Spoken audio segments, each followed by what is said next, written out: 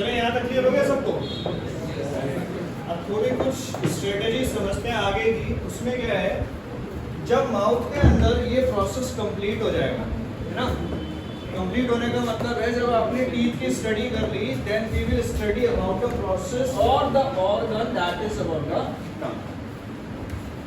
ठीक है, टंग के ऊपर टंग की जो सरफेस होती है, tongue is a muscular organ. ये कैसा है, मस्कुलर ऑर्गन में आता है,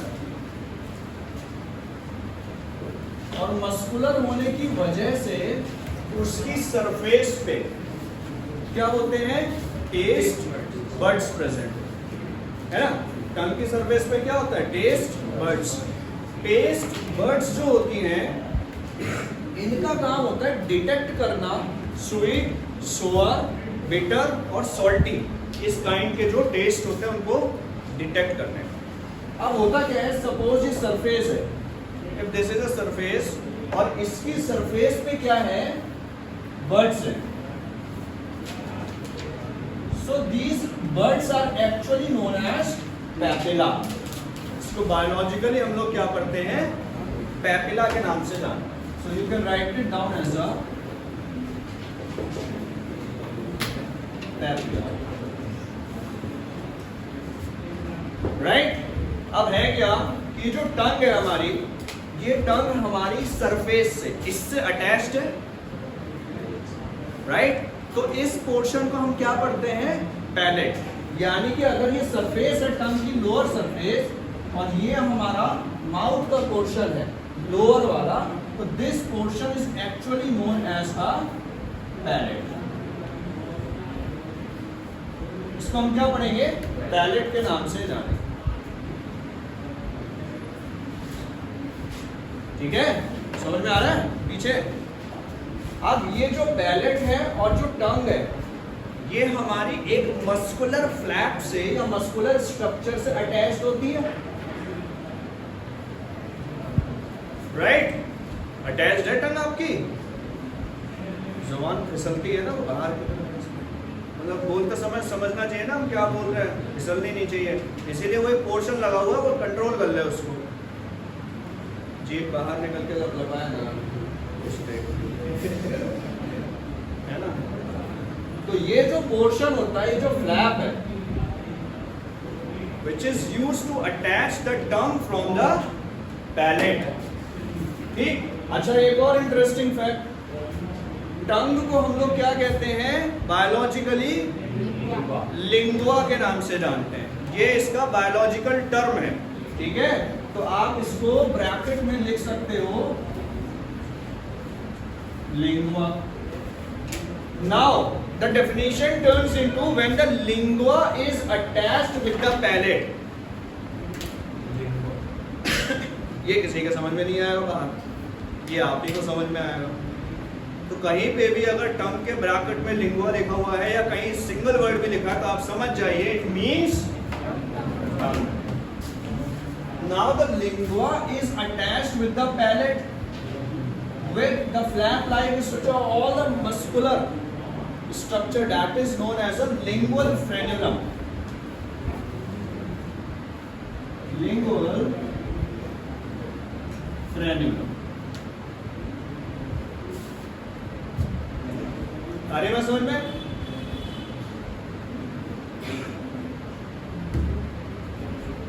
ठीक है, तो that structure is known as a lingual frenulum. अब ये lingual word समझ के कहां से बना है, अब समझ में आया। डायरेक्ट हम ये वर्ड पढ़ते तो याद करने में थोड़ा सा वो होता, lingual frenulum याद करना, लेकिन हमने ये देखा कि lingual वर्ड बना कहां से है, इसीलिए कहते हैं कि जितना आप डेप्थ में पढ़ोगे उतना ही आपके लिए फायदेमंद है। Deep concepts is must either in physics, chemistry और biology. रट्टाफिकेशन करके कोई कहीं से कहीं तक नहीं पहुंच सकता आज तक। जब तक आप बेस नहीं क्लियर करोगे इन सब्जेक्ट्स का, you are not able to grasp the main knowledge. ये इंपॉर्टेंट है आपके लिए। अब ये बस इतना ही है, टंग के बारे में नाम याद करते हैं आपको, लिंगुआ, पैपिला, पैलेट और लिंगुअल फ्रेनुलम। इन नेम्स को लर्न करने के बाद में we will move towards the third portion that is a saliva. Saliva में भी इतना कोई रॉकेट साइंस नहीं है, बहुत सिंपल सी चीज आपको स्टडी करनी है। बाकी इसका जो थोड़ा बहुत बचा हुआ होगा वो आगे जब हम ग्लैंड्स में आएंगी चीजें तब देख लेंगे। सलाइवा, लगातार सलाइवा रिलीज होता रहता है माउथ में, कहां से? Salivary glands. Saliva releases from the salivary glands. और ये जो सलाइवरी ग्लैंड्स होती हैं, these are present in various parts in our mouth। यहाँ पे प्रेजेंट है आपके सलाइवरी ग्लैंड्स और यहाँ बैक साइड में प्रेजेंट है। तो ये 4 जगह पे आपके स्पॉट्स होते हैं जहां से लगातार सलाइवा रिलीज होना स्टार्ट है। which makes the food moist, है ना? तो वो फूड को क्या बनाता है? मॉइस्ट बनाता है। अच्छा, अब इस सलाइवरी ग्लैंड में जो सलाइवा रिलीज हुआ है, इस सलाइवा के अंदर मेन क्या होता है? Salivary enzymes, right? तो it contains, not it contains, it contains, है ना? Saliva contains enzymes,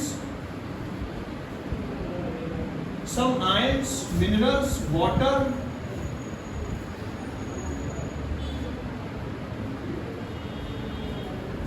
etc.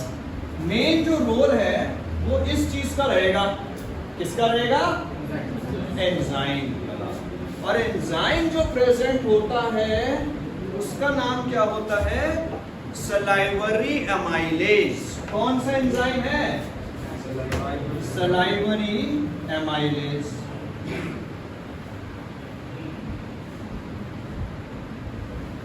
Right? ये बहुत इंपॉर्टेंट नेम है जो आपको याद रखना है, रटना नहीं है, याद रखना। सलाइवा में कौन सा एंजाइम प्रेजेंट है? Salivary amylase. और इसका फंक्शन क्या होता है? Breakdown of sugar, starch into carbohydrate. इसका फंक्शन क्या है? स्टार्च को कन्वर्ट करना किसमें? Starch into carbs. कार्ब्स भी लिख सकते हो समझने के लिए। स्टार्च को कार्बोहाइड्रेट में बदलना। स्टार्च समझते हैं कहाँ कहाँ होता है? 2-3 सोर्सेस बता दो स्टार्च के कहाँ प्रेजेंट है? पोटैटो, राइस, ठीक है। अच्छा, इसमें और इसमें क्या डिफरेंस है? कार्ब क्या होते हैं? कार्बोहाइड्रेट समझते हैं क्या होता है? क्लास 11th के अंदर एक चैप्टर है बायोमोलिक्यूल, उसमें कार्बोहाइड्रेट को बहुत अच्छे से समझाया गया है। नाउ कार्बोहाइड्रेट क्या है? Carbohydrate is the simplest form of sugar. Sugar पढ़ते हैं? सेक्राइड का नाम सुना है? Saccharide is a form of sugar. अच्छा, सेक्राइड जो है वो आप कैसे पढ़ते हो? मोनोसेक्राइड, डाइसेक्राइड्स, ट्राइसेक्राइड्स, पॉलीसेक्राइड्स, नाम सुने? ठीक है। उसी में सबसे सिंपलेस्ट फॉर्म जो है वो क्या है? मोनोसेक्राइड्स, जिसके अंदर क्या आ जाता है? ग्लूकोज। और ग्लूकोज इतना सिंपलेस्ट फॉर्म होती है शुगर की कि उससे नीचे नहीं तोड़ सकते। तो बॉडी को चीजों को एब्जॉर्ब करने के लिए सबसे सिंपल फॉर्म चाहिए, और सबसे सिंपल फॉर्म शुगर की क्या है? कार्बोहाइड्रेट, यानी कि मोनोसेक्राइड। अरे बस समझ में? तो यहाँ पे इसीलिए कार्बोहाइड्रेट में स्टार्च अपने आप को ब्रेक डाउन करता है। Now it will get absorb by the body. अब वो कैसे एब्जॉर्ब होगी तो वो चीजें हम आगे अभी समझेंगे। यहां तक क्लियर है सबको? देख लो एक बार दांतों से लेके saliva, teeth to saliva check कर लो फटाफट। इनका दो फिर बताएं, क्योंकि हमें एक पोर्शन अभी और पढ़ना है इसके बाद में।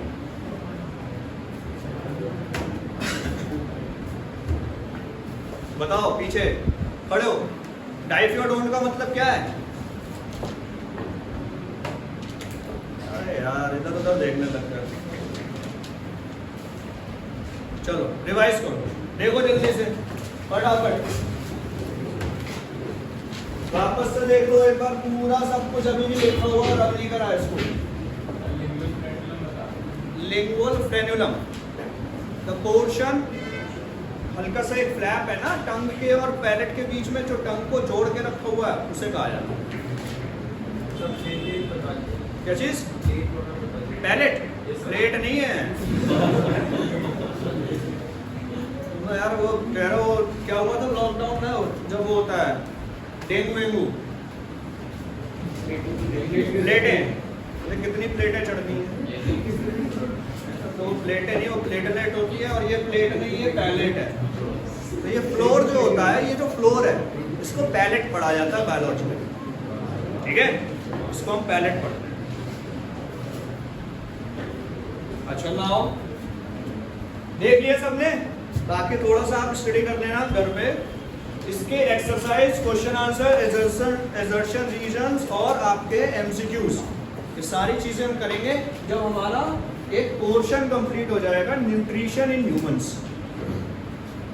उसके बाद में, ठीक है? तब आपको मैं कुछ शीट्स दूंगा, then you will do some questions, तब आपको और ज्यादा कॉन्फिडेंस रेज होगा जब आप क्वेश्चन करने स्टार्ट करोगे। अब होता क्या है, अब मेन कहानी स्टार्ट हुई कहां से? माउथ से।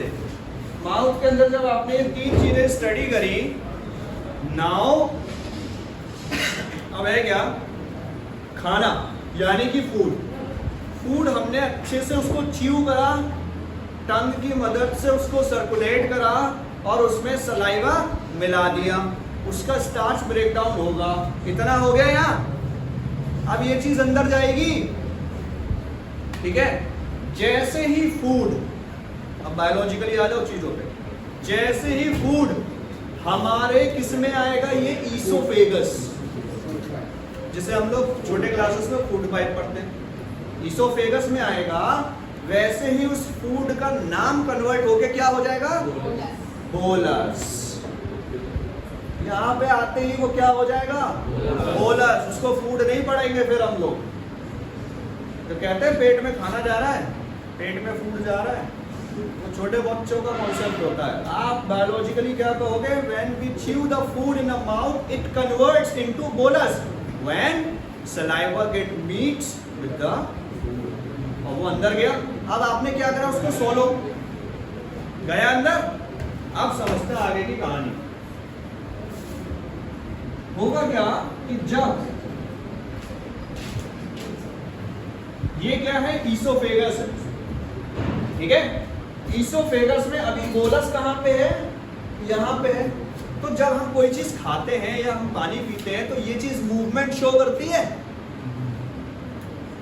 होता है? ये चीज मूवमेंट शो करेगी। अब यही चीज कुछ इस तरीके से बढ़ सकती है आगे,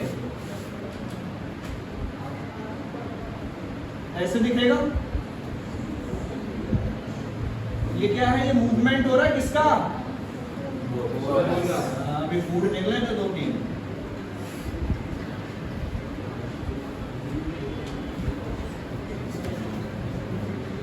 And now finally this bolus, right?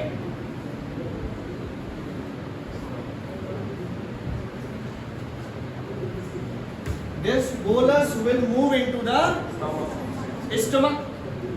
अरे बस समझ में। अब है क्या? ये आपको मूवमेंट शो हो रहा है, ये चीज तो है जो चीज मूव करती रहती है। इस मूवमेंट को हम लोग पढ़ते हैं पेरिस्टैल्सिस मूवमेंट।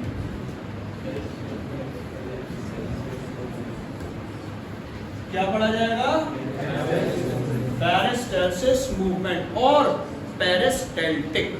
क्या पढ़ते हैं? पेरिस्टैल्टिक।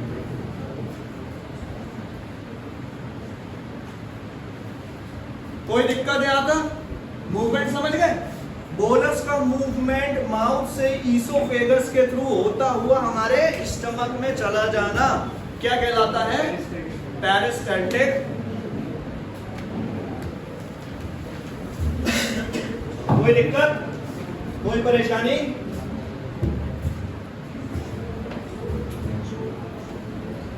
That clear? ठीक। और ये क्या है? What is this known as? Bolus. बहुत बढ़िया।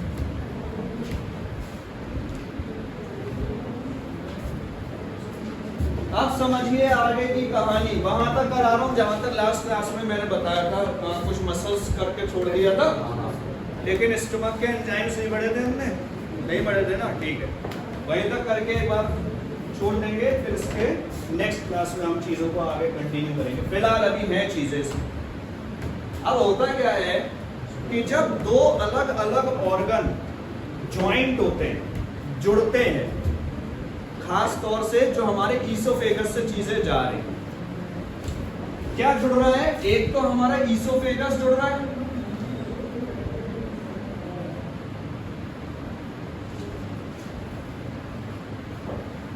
एक तो ईसोफेगस जुड़ रहा है, दूसरे नंबर पे क्या जुड़ रहा है?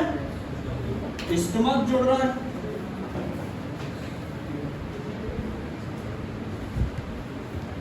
ठीक है, तो ईसोफेगस और स्टमक कहां से जुड़ रहे हैं? इस पोर्शन से जुड़ रहे हैं, हाँ है ना? बात समझ में आ रही है?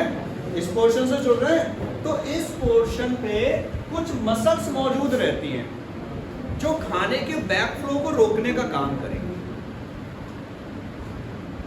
Are you getting this? अब बैक फ्लो ये नहीं उल्टे हो गए लेट जाओ फिर को खाना ही, फिर वॉमिट हो जाए, फिर बोल लो बैक फ्लो तो रुका नहीं, वाला बैक फ्लो नहीं कह रहे हैं। खाना खाने के बाद में आप मूवमेंट कर रहे हो, भाग रहे हो या कुछ एक्टिविटी भी कर रहे हो, तब भी वो फूड बाहर ना आए। इसकी वजह से क्या होता है ना, चीजें लॉक हो जाती है। लॉक होने के लिए इस पोर्शन पे कुछ मसल्स मौजूद होती हैं।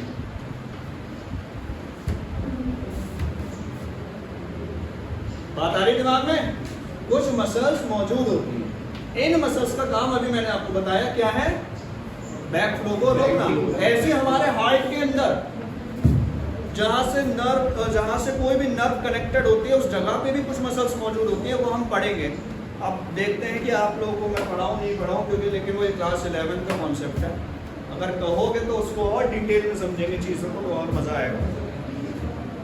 फिलहाल यहाँ पे खाना जो है, यानी कि बोलस जो है, वो बैक फ्लो ना कर सके, इसके लिए यहाँ पे कुछ मसल्स मौजूद हैं, और इन मसल को नाम दिया गया है स्फिंक्टर मसल्स। क्या नाम दिया गया?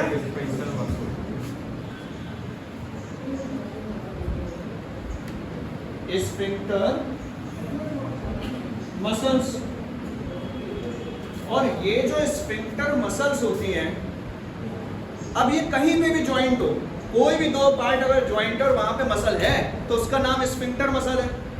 सपोज मान लो बॉडी में 6 जगह पे है, तो 6 जगह की मसल क्या एक जैसी होगा स्फिंक्टर? नहीं, कहीं पे वो किसी और सेल्स की बनी हो सकती है, ये कुछ और है, इसकी फंक्शनिंग भी कुछ और हो सकती है, उसकी भी कुछ और हो सकती है, लेकिन होती क्या है? Sphincter muscles. इसीलिए इसका नाम, ऐसी मसल का नाम जो ईसोफेगस को स्टमक से जोड़ने का कार्य कर रहा हो, ईसोफेगस को स्टमक से जोड़ने का कार्य कर रहा हो, ऐसी मसल को हम गैस्ट्रो ईसोफेजियल स्फिंक्टर मसल्स के नाम से जानते हैं।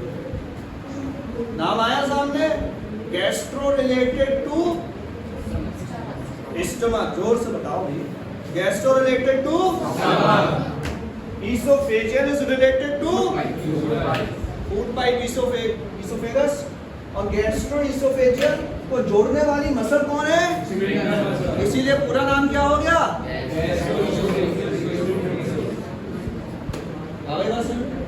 बिल्कुल क्लियर है, कोई दिक्कत तो नहीं? चेक कर लो, और आज यहीं तक रखेंगे। अच्छा, उसके बाद में मैंने एक चीज बता दी थी कि सपोज यहाँ पे भी स्फिंक्टर मसल्स होती हैं, ठीक है, यहाँ पे भी स्फिंक्टर मसल्स हैं,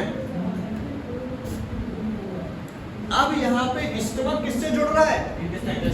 इंटेस्टाइन से। तो उसका नाम क्या हो जाएगा? Gastrointestinal sphincter muscle. बात आई समझ में?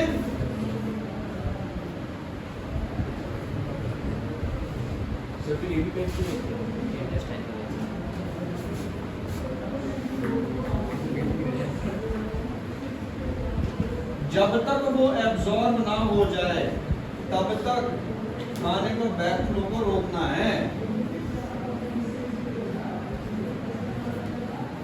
गैस्ट्रोइंटेस्टाइनल। अच्छा, इंटेस्टाइन भी कौन सी शुरू होती है यहाँ से?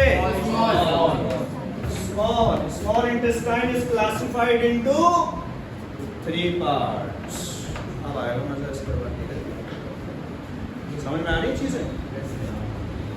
पीछे समझ में आ रहा है सबको? ठीक है, यहां तक आज हम रखेंगे क्लास को अपने। और अभी ये तो बता दिया मैंने, लेकिन अभी इसका हमारा वैल्यू नहीं है। अभी हमें इसी के अंदर बहुत सारी चीजें हैं, n नंबर ऑफ चीजें हैं अभी हमारे इसके अंदर स्टमक। तब हम उतर के नीचे आएंगे इंटेस्टाइन। क्या हो गया? अब कर लीजिए एक बार फटाफट रिवाइज, और मैं वापस से बोल के समरी दे दे रहा हूं इसकी। सबसे पहले हमने माउथ पढ़ा। माउथ के अंदर हमने क्या पढ़ा? टीथ, टंग और सलाइवा। टीथ को 3 पार्ट्स में उसको कैटेगराइज करा। अब सब लोग बोर्ड पे देखो। Thecodont, diphyodont, heterodont. Thecodont related to the teeth which are fixed in jaws. Diphyodont 2 types. Heterodont different type of teeth. उसी के अकॉर्डिंग हमने हेटेरोडोंट में क्या पढ़ा? Incisors, canines, premolar, molar. Dental formula याद रखेंगे क्या है? यस, 2 1 2 3 अपॉन 2 1 2 3 का अरेंजमेंट देख लिया। इस तरीके से सीक्वेंस में लगा के देखा तो हमारे पास में जो नंबरिंग आ गई दैट इज कंप्लीट 32। अब आप आराम से बता सकते हैं कौन सा दांत कहां पे है आपका। उसके बाद में हमने पढ़ा टंग, जिसको हम लोग लिंगुआ के नाम से जानते हैं। Then we move towards the surface of the tongue, जिसकी सरफेस पे क्या प्रेजेंट है? पैपिला। और नीचे क्या है? Surface palette. पैपिला यानी कि टंग और पैलेट को जोड़ने वाला structure that is the lingual frenulum. इसके बाद में हमने पढ़ा सलाइवा। सलाइवा कहां से रिलीज हो रहा है? सलाइवरी ग्लैंड से, जिसके अंदर कौन से एंजाइम्स हैं? अमाइलेज, जिसका नाम क्या हो गया? शुगर में या कार्बोहाइड्रेट उसको तोड़ने का। ठीक है, इसके बाद में फूड माउथ तक रहा। जैसे ही यहाँ पे आया क्या हो गया? वो बोलस। बोलस हमारा आगे बढ़ा कौन से मूवमेंट से? पेरिस्टाल्टिक मूवमेंट से। पेरिस्टाल्टिक मूवमेंट से होता हुआ वो बोलस आ गया हमारा स्टमक में। स्टमक से बीच में हमारे कुछ मसल्स मौजूद है जिससे वो बैक फ्लो को रोक दे। उन मसल्स का नाम क्या है? और ये इसी तरीके से एक स्ट्रक्चर यहाँ पे मसल का मौजूद है जिसको हम क्या कहते हैं? Gastrointestinal sphincter muscles. क्लियर है यहाँ तक? कोई दिक्कत? कोई परेशानी? अब ये पोर्शन कंप्लीट करने पे क्या होगा? इसके नोट्स पर। Till then good bye, take care.